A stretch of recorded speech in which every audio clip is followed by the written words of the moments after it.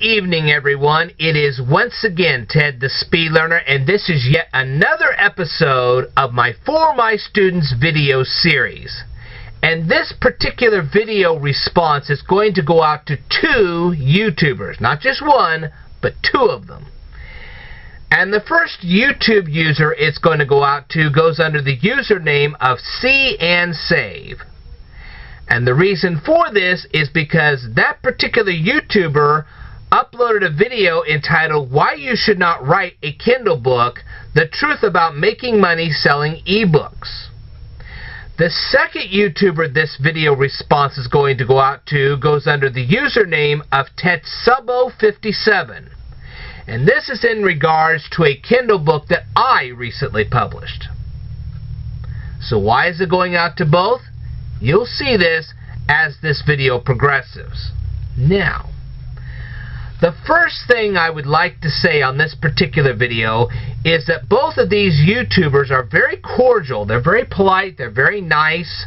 So I'm going to be as nice to them as they have been to me. I don't get an opportunity to do that very often, but I'm going to do it in this particular video. Yes, I disagree with both of them, but I'm going to be cordial about this because they deserve that. They were cordial to me. I will be equally cordial to them. That's only fair. Okay? Now, as for See and Save, the first thing I like to say to that particular YouTuber is I will agree that you need an established audience before you publish a Kindle book. That I agree with. Advertising is expensive. There's no question about all that. Okay? I also agree that it's very difficult to establish an audience. I've been trying to do that for 7 years here on YouTube, so I know how hard that is. Anybody that's going to publish a Kindle book should get started in social media first. That will give you good reading skills, good writing skills, and it will establish an audience for your book when it comes out. So on that we do agree. And you may have to use multiple social media platforms to accomplish this task. The hardest part is finding people who will relate to the contents of your book. And that is kind of hard. Might not think so, but it is. Okay. The main reason many people don't acquire good grades in high school English is that it is often taught incorrectly. I can tell you that from personal experience. I've read the textbooks. I'm telling you, English is taught very poorly in schools, especially American schools. I am not kidding you on this. This is a problem that I'm addressing on my YouTube channel. Now you say, well, wait a minute, you teach Italian. Well, that's true, but you can actually learn a lot of English grammar from learning the Italian language, because 60% of the English language actually comes from Latin. It comes from the Romance languages. If you don't believe me, I've got a 1932 Latin reader that'll tell you otherwise. And I've made a video about that before, and you can go ahead and look through my videos and you'll see this for yourself. Alright? The main reason people don't enjoy reading is due to the fact that they are reading too slowly. Not only do their eyes wander across the page, but they often tend to have a poor vocabulary to go along with that. That's why they read too slowly. Getting the picture so far? They also have poor visualization skills. This is something that I plan to address in the not too distant future on my YouTube channel. So be looking forward to that as well. Now, the reason many people struggle at math is due to the fact that it is also taught very poorly in school. It's not necessarily your particular fault that you have such problems in math. It's often taught very poorly. And if you want to master those skills, you are more than welcome to watch my YouTube videos, and if you have any questions, you can ask me. You'll get pretty proficient at math pretty quickly. And if you don't, you let me know, and I'll work with you until you do. because I think you're really cheating yourself if you don't acquire these math skills. All right. With an enhanced vocabulary and proper reading skills, most people could write with confidence. If they get used to replying to comments on YouTube or on Instagram or on Facebook or anywhere else, for that matter, they can eventually start writing books. There's no reason why they shouldn't. Maybe they weren't originally gifted with the capabilities of reading and writing, but they can acquire those skills. There's no question about that. If they need assistance, they can come here and then get that assistance. They can go other places too if they like, but they can actually come here and get that. Now, I will agree, however, that practice makes perfect. You have to do it over and over again. If you don't write regularly, you will never successfully publish a Kindle book. I agree with that. So, if you have an established audience, proper reading and vocabulary skills, and write regularly, you should reasonably expect to sell a Kindle book. This is the part where we disagree.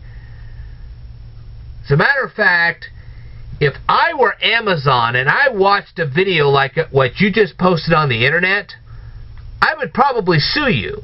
I mean, you sound a bit like a hypocrite. Here you are, a Kindle book publisher, discouraging other people from publishing Kindle books. That's ridiculous. I wouldn't do that. Of course, let's be honest and say that you're not going to be a multi-million-dollar Kindle author right off the bat. I agree with you on that. But to stand there and tell people that they should just do Kindle books just for the simple fact of accomplishment and not for the money, that's wrong. Would you mow a person's lawn knowing that that person would never pay you for it? Of course not. You wouldn't. So people should reasonably expect to make money off of Amazon publishing Kindle books as long as they have an established audience, they have good reading and good writing skills, good analytical skills, and they have something worthwhile to discuss in a Kindle book. And for you to say otherwise, well, you're kind of cutting the throat. I mean, that almost sounds like you're trying to cut out other people from publishing Kindle books so that your Kindle book will sell more.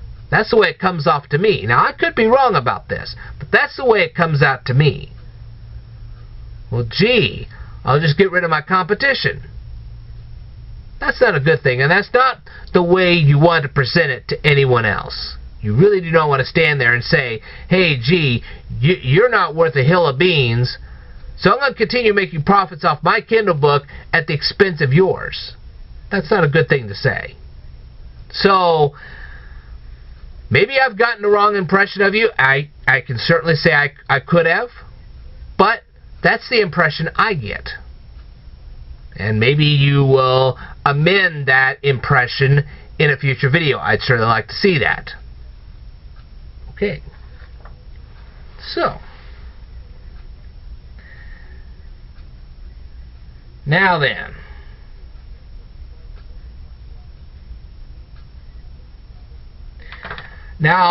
first of all, I will grant one more thing. Okay, these are things I will grant. One, some of the people that you tell about your Kindle book, okay, are impoverished. Some of these people work 2 to 3 jobs.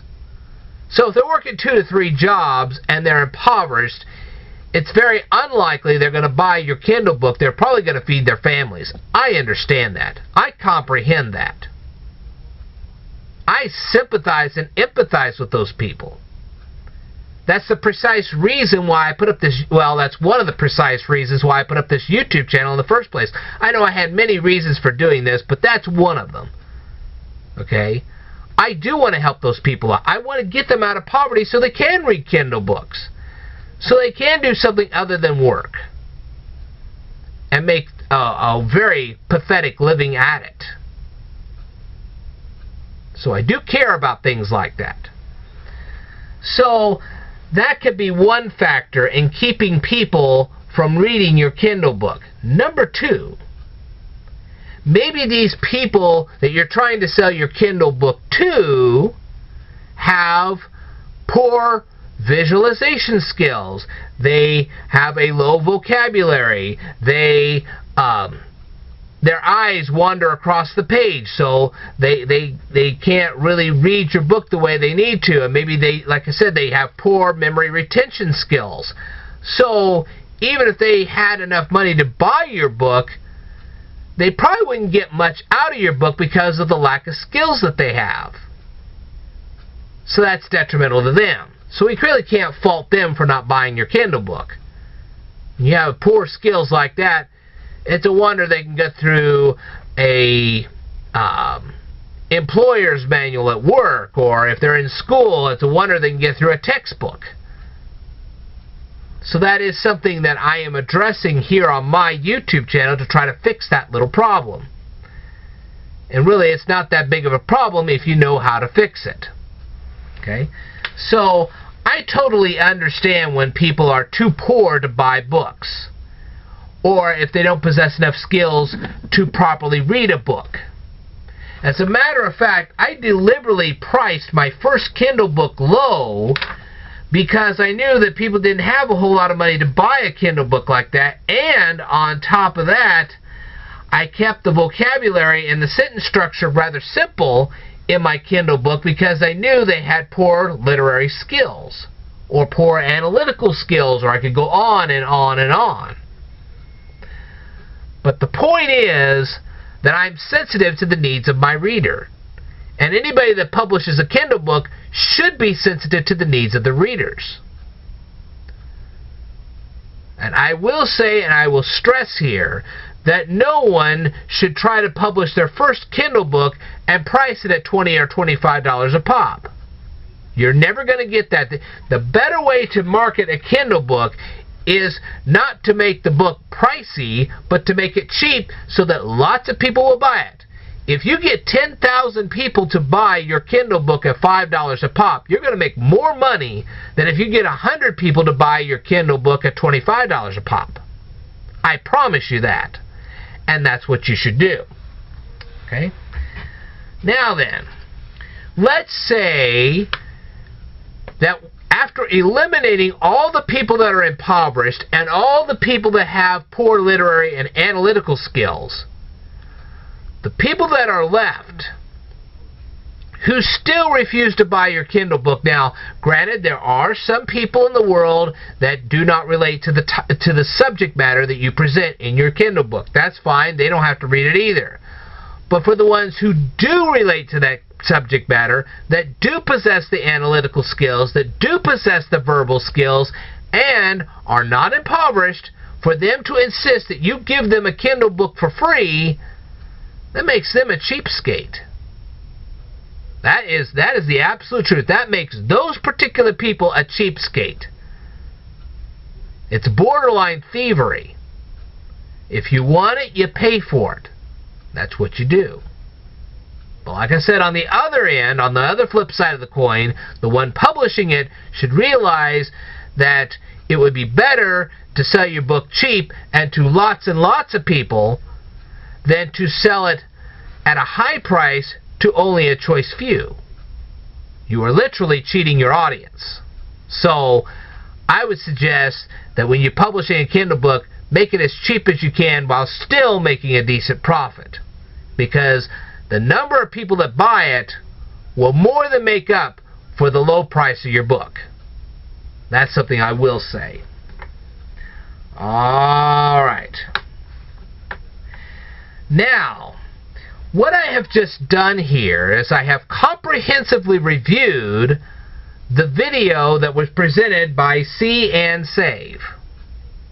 I reviewed it from front to back. I watched the whole thing comprehensively. I reviewed every point that that person made in their video, and I responded to each and every point. That's a good review. Now let's go over to Tetsubo 57. Now, let me set up the scenario here. Okay? Now, when I first published this Kindle book, I notified the people that I thought would be the most interested in my book that I actually had a book covering a topic that they were interested in. I'm not going to just notify a random stranger. I'm going to find people that are really interested in the topics that I covered. And I covered several topics in my first Kindle book, and there will be a second one coming. I assure you of that. And one of the people that responded back to me was Tetsubo 57. And again, I say that this person was very polite, so I'm going to be as polite to him as he was to me. Okay? Now, I offered this gentleman a chance to read my Kindle book. And he then asked me to send him a reviewer's copy.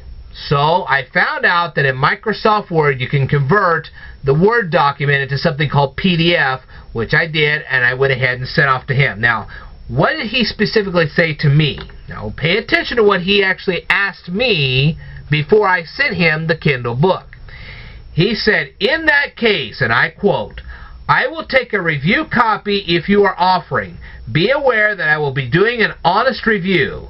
Thank you for your offer. Do you have a PDF copy? Easier for me to read on my Chromebook." Well, of course, if he's going to review my book, I'm going to happily oblige and send him a reviewer's copy so he can do this. And he graciously accepted it. That's not a problem. But then about a day later, I get a response from him. Now, I've done a little research on him, and from what I can tell so far, I don't think he's a speed reader or a memory expert, either one.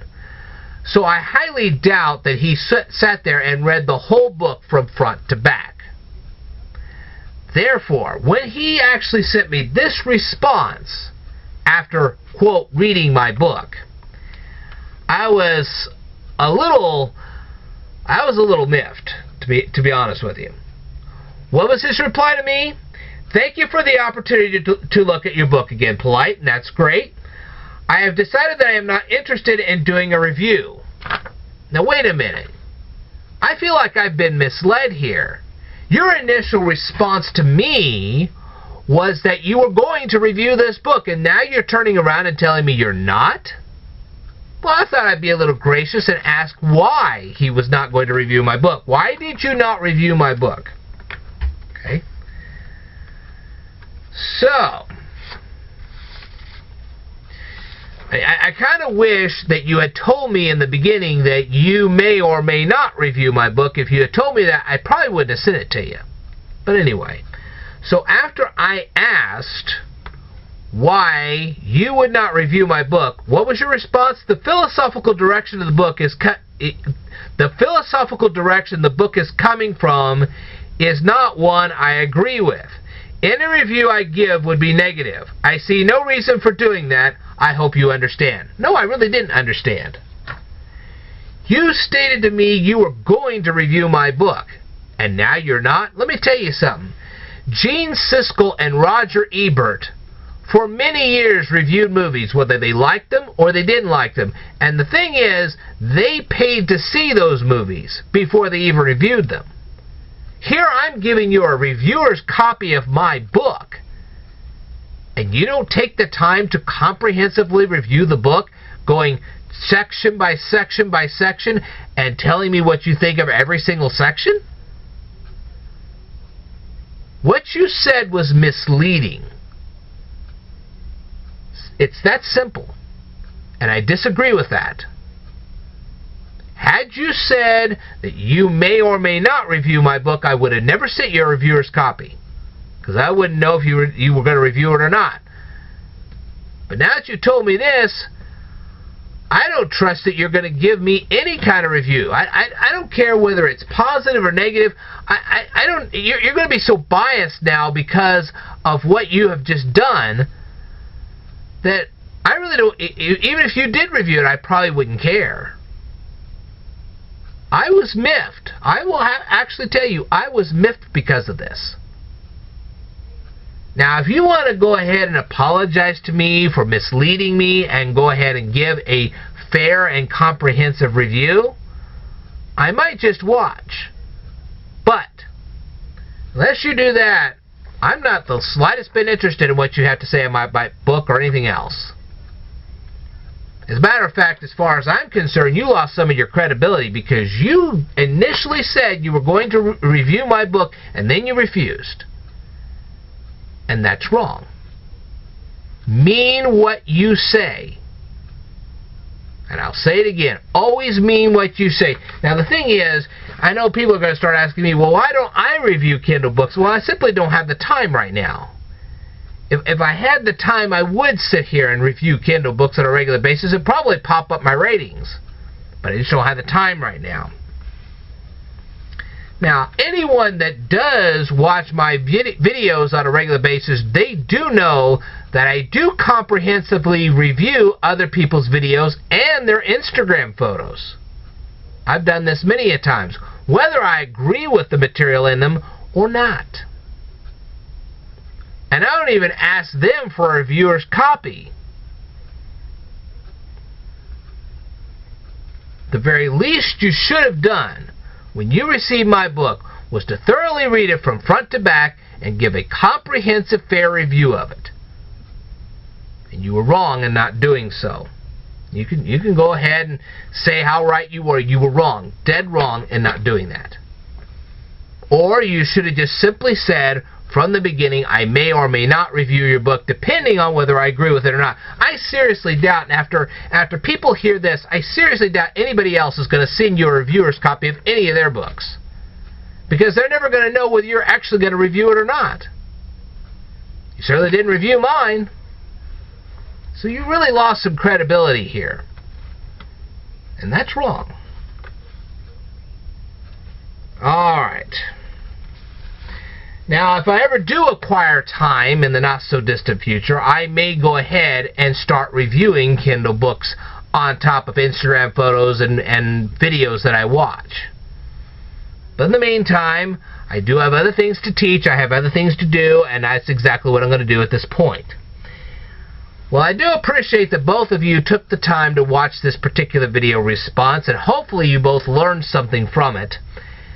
And you are more than welcome to reply to me. I will take the time to listen to whatever you have to say. I probably won't agree with it, but I will actually take the time to listen to what you have to say. If you want to apologize to me, TedSubo57, if you want to apologize to me and then offer me a full, comprehensive review of every section of my book, I might be interested in what you have to say. You can save face if you want to. And I will show appreciation for what you do if that's what you decide to do. Otherwise, like I said, I don't think anybody would ever send you a reviewer's copy knowing what you just did to me. So, either you restore your credibility or you may never get a chance to review another book ever again. That's up to you. Alright. Well, I think I have said enough. I think I have said what I needed to say. I have been very polite about it. And I've been very honest about what I've said. You said you would be honest with me. I'm being equally as honest with you. Honestly, you misled me. And had you said what you should have said in the beginning, I probably would not have sent that reviewer's copy to you. Alright. Well, that's all I've got to say, people. I will say to the rest of my audience that when you actually say something, do what you say you're going to do. Or otherwise you lose credibility. And credibility is a big factor here on YouTube. Okay? It's a big factor in the real world, too, as a matter of fact. Let me tell you something. You tell somebody you're going to mow their yard and you don't go around doing it, do you think they're ever going to ask you to mow their yard ever again? No, they're probably going to tell their friends, don't ever let this guy mow your yard because he won't actually do it. Credibility is important in every aspect of your life. If you lose that, you're not worth much. And it's very hard to get back. Alright. will tell you all more things in a future video, so I would like for you to stay tuned.